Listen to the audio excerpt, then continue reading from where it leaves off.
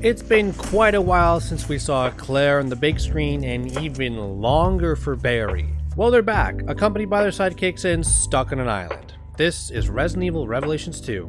Don't go away.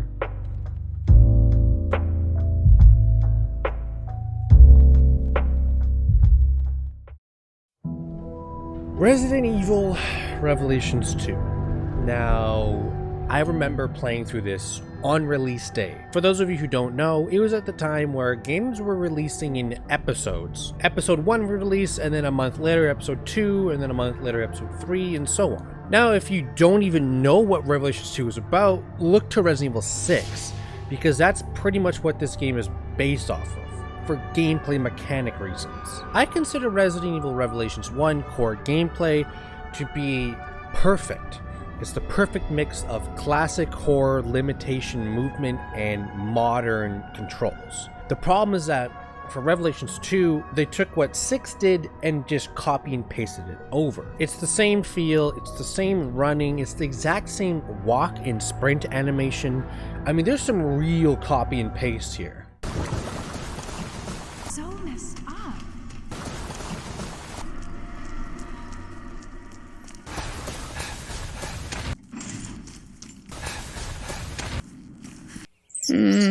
Looks about the same. But enough about that. Let's get to the real reason why I like this game.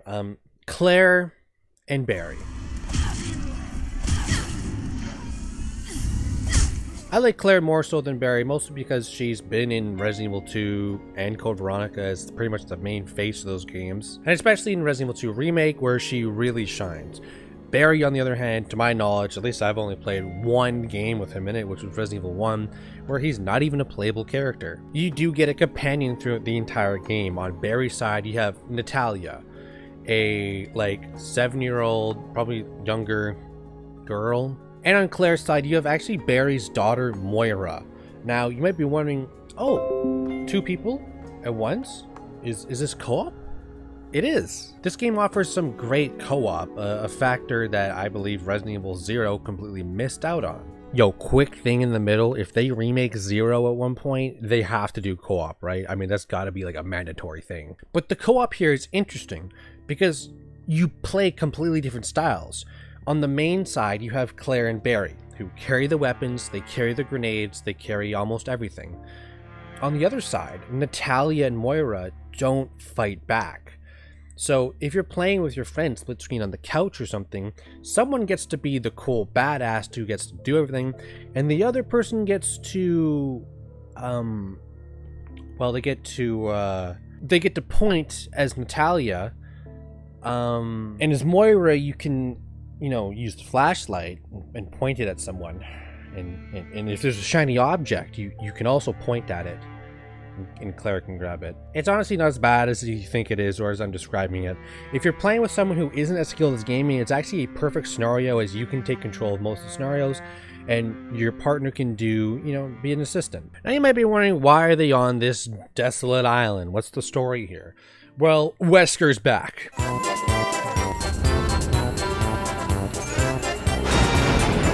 Wesker! No, cut. It's not Albert Wesker. It's Alex Wesker. Who? The woman here with Wesker? That Stupid! is Wesker. Honestly, I really don't like Alex Wesker here. This just seems like the biggest brand name villain grab. It's not as bad as Simmons was in RE6, but she's so bad as a villain. The whole story, which you only find out through reading notes, by the way, the cutscenes barely tell you anything. She's trying to find someone, or she's trying to do something with fear bracelets where she equips a bunch of the people on the island, including Claire, who got kidnapped, and Moira and all this, with a bracelet. And when you're afraid, it turns red and you turn into like a monster. But for those who can stay calm and a sane mind, never turn into monsters, and that's like her prized possession that she's going after. I think she's trying to transfer her mind into that person's body, I don't know, but at one point she kills herself and it's part of her plan. But what she didn't expect was, right as she pulled the trigger, she was afraid and the virus activated inside her, and she didn't expect that. which ended up saving her life, and that's how the boss comes. But overall, Revelations 2 main story is lackluster in my opinion. Now, to continue on about the 2-player co-op scenario, if you aren't playing co-op like I was, and you do have an AI partner, what should you expect? Are we talking Resident Evil 5? Are we talking Resident Evil 4 with Ashley? Are we talking... Actually, none of those. The AI is impeccable in this game. So many scenarios, I ran ahead, zigzagged around corners, found an enemy, stealth killed them, and I was like, okay, now I need my partner here. And I would turn and look and expect them, oh, here they come around the corner, but no. Your partner stays on your 6, right on your heels, so close, it's perfect. Anytime you get hit and you need a quick tourniquet to stop bleeding, or you need a disinfecting kit, which 99% of the time I gave all of those to the AI because they can do it a lot quicker in the menu than I can. As soon as I got hit, boom, healed. The AI in this game is outstanding.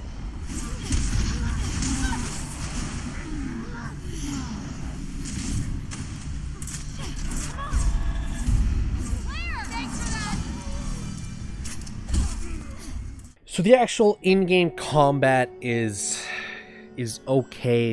In fact, I think it's a little dumbed down if you ask me. I feel like if they are going to take Resident Evil 6's combat with the guns and how everything works, why wouldn't you take the physical melee system as well? You can stun enemies via flashlighting them or shooting them in the head and then continuing to kick them. The problem is that you only get one animation the entire game.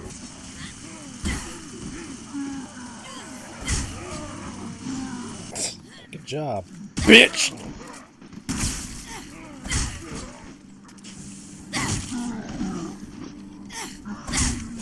In Resident Evil 6, you had so many melee moves. Why didn't you just port that to here? It's not like Claire's incapable of doing a 360 kick or Barry's incapable of punching someone out like a crazy madman.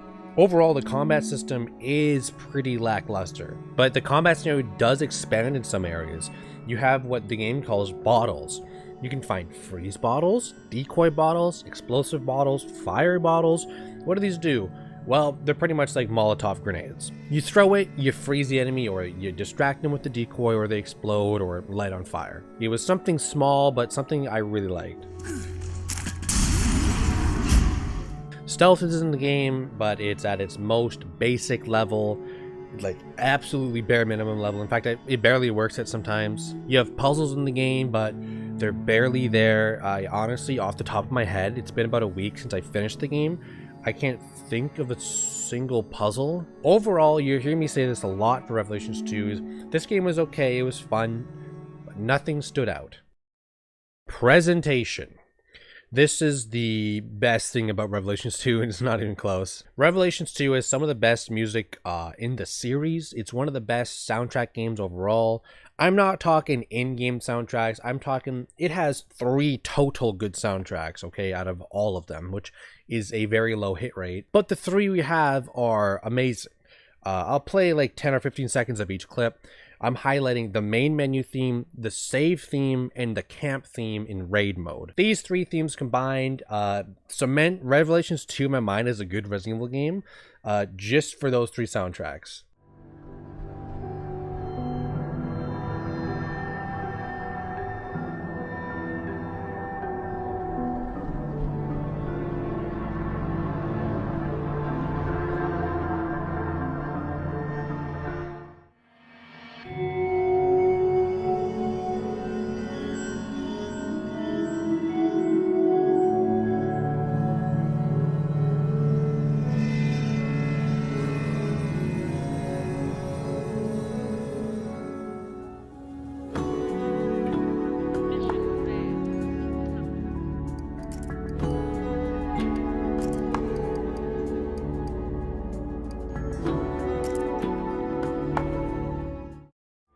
The game as a whole has great atmosphere.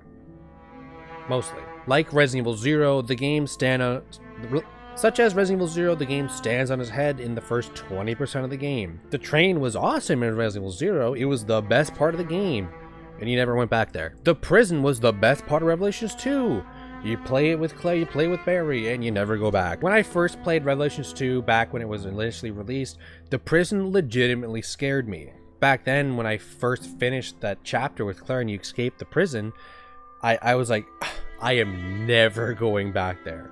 And then you play Barry's chapter, in the first 5 minutes, you're going into that prison. I wish they kept that more prison-themed style of levels, more so than the stuff that we'll get into later. Visually, this game is actually really good for PlayStation 3. Really no bugs, no frame drops, no nothing. Everything runs smooth. Cutscenes in particular look great. Remember, this is a PS3 game and I played it on PS3 and you're watching PS3 footage. This looks pretty good to me. Oh God.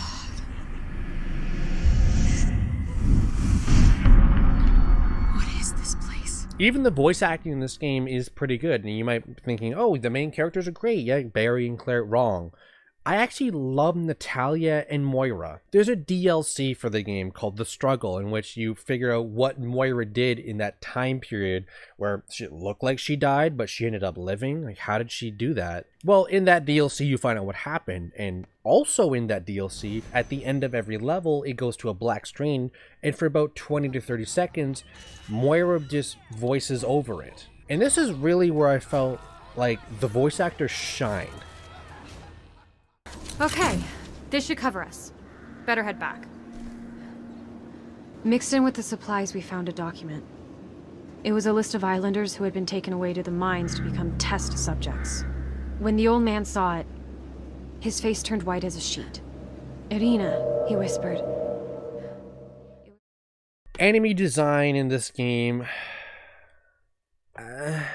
You have these prison-looking guys. They're pretty okay. They're probably the best, actually. You have this guy who is quite literally a Pyramid Head ripoff. You have these things which were trying to be scary, I think. It's like they were like worse for generators. You have little spider things that really do nothing. You have invisible enemies which they don't really look that crazy because you can't see them. And of course you have the regular zombies, which are literally copy and pasted from Resident Evil 6. Design and overall, like, how they work. Every mechanic was just ported into Revelations 2. So, for overall impact, what's my overall thoughts in this game? Well, really, there's no identity to this game. You look at every Resident Evil game in past, and you can put a tagline to it, a theme. In Revelations 2, I think I would put the prison theme to this, but you really don't really spend that much time in the prison. This game feels like so many games put into one, between running through the mines and you're like avoiding the gas, the ending part where you just end up in a mansion again. There's so many little bits and pieces of other games that I feel in this game.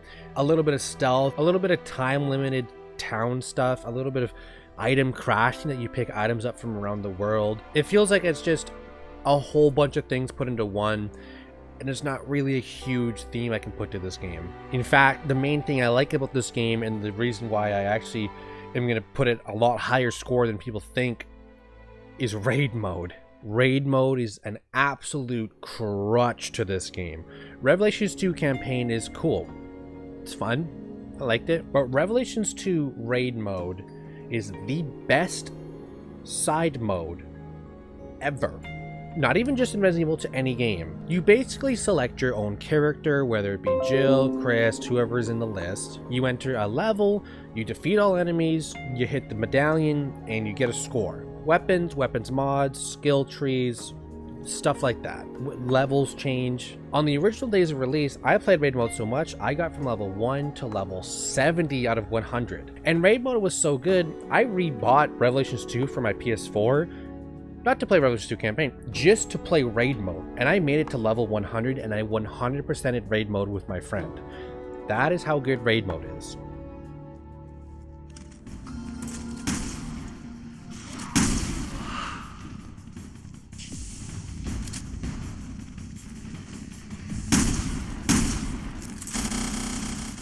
If I were to suggest this game to a friend, it would be because of the raid mode.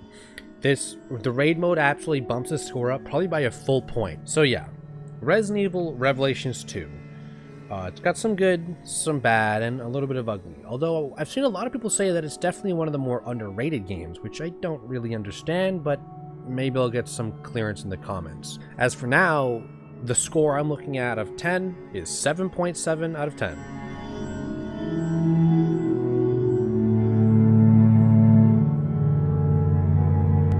So that's it. Revelations 2 is down. That leaves me with only, after starting at the very beginning, I am now down to Resident Evil 6, which I'm still playing through because there's 4 campaigns in that game, plus Mercenaries, give me time, boys, and Resident Evil 3 Remake. So we'll see how that goes. I almost feel like I should have played Resident Evil 3 Remake and then the original, just so I don't get disappointed. For now, I'm your host, Serial Parent Intimate, and I hope you this video. Peace out.